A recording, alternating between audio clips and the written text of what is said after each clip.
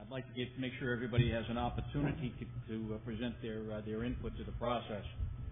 Where this came from, we have been considering for some time an action which will become a part of Amendment 18 that proposes to draft.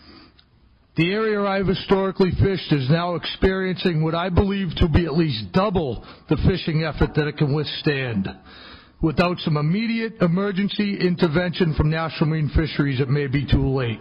We are going to lose, and this is really a key issue for New England, we're going to lose the iconic small fishing town, small fishing village, small fishing boat, small fishing family, which is it's not just a myth. It's not something that we see in political commercials. It's real. It's in the room here. And as industrialized fishing is huge money, look, there are mistakes in sector management. You have time to fix them.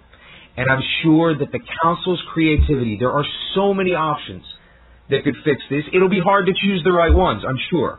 But even as simple as inshore and offshore. We see boats that have traditionally fished offshore, larger boats that never fish there, that due to their allocation and their trading abilities have turned up there and literally wiped the place out.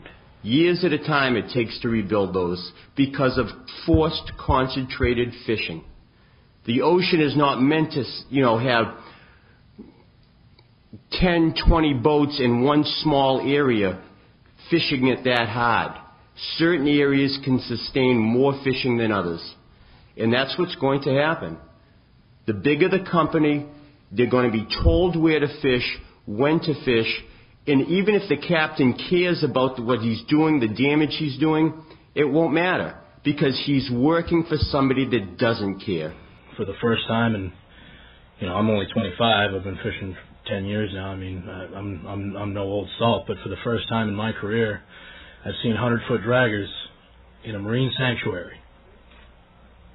Now, I don't really understand how that works, putting all that kind of fishing pressure in a sanctuary. And for the first time in my life, and I believe in my father's life, we can't make a living in the wintertime doing what we've done our entire lives. Back in 2009, we had a cod stock that every day we'd go out and get, our 800 pounds, more sometimes. Now you go out there and it's a joke if you can get 500 pounds. I mean, come on. It's wiped out.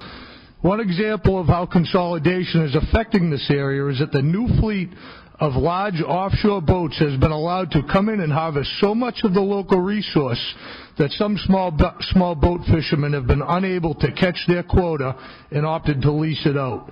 Most of this quota is getting leased to the bigger boats. So, because of that, I feel that the status quo is just not acceptable. There are too many loose ends in this thing that were never addressed, that should have been addressed.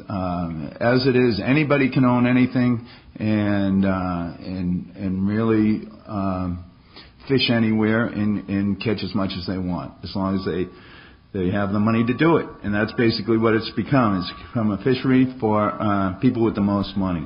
You've got to enable small boat fishermen a place, a sanctuary where we can make a living. And everybody can work with this. They did it in Iceland. They can do it here. Gulf of Maine quota that was used to be caught offshore can now be caught right on the beach.